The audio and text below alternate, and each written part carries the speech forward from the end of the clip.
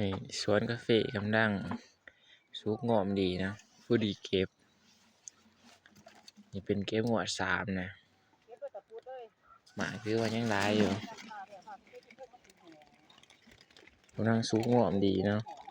ผู้ดีเก็บมวนแบบนี้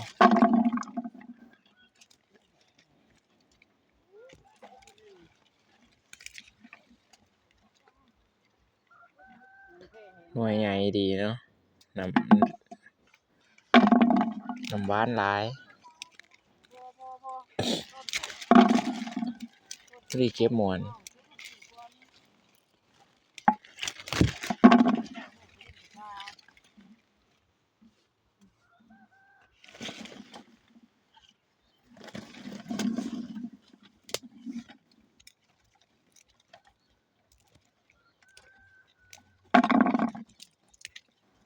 เก็บกาแฟยามเช้า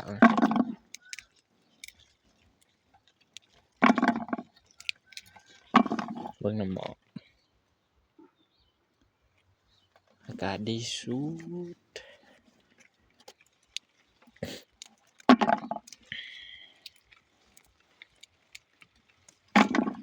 สุกผู้ดีเก็บเลยเบิ่งสวนเฟสวนกาแฟอาราบิก้าสุกงอมผู้ดีเก็บนะอันนี้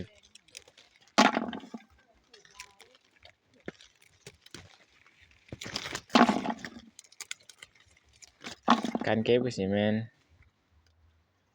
เก็บให้ขวัญย่างซึ่งเก็บลงขวัญนี่ขวัญย่างเนาะบ่ให้ขวัญรูดน้ำขวัญย่างถ้าว่าขวัญดิไปตัวนี้นี่ดิออกไปนี่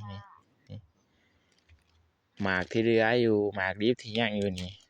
มันก็อาจสิเหี่ยวสิบ่สุกเนาะหมากบ่สมบูรณ์มันก็สิเหี่ยวหรือว่าสิง่าก็ตายไปเก็บพยายามบ่อยากให้ขวัญรูดน้ำขวัญย่างเบิดนะนี่เป็นวิธีการเก็บเบื้องต้น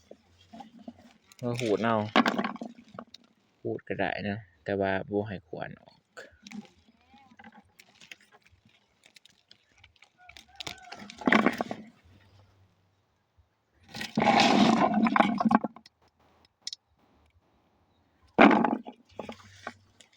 สุกพอดีเก็บม่วน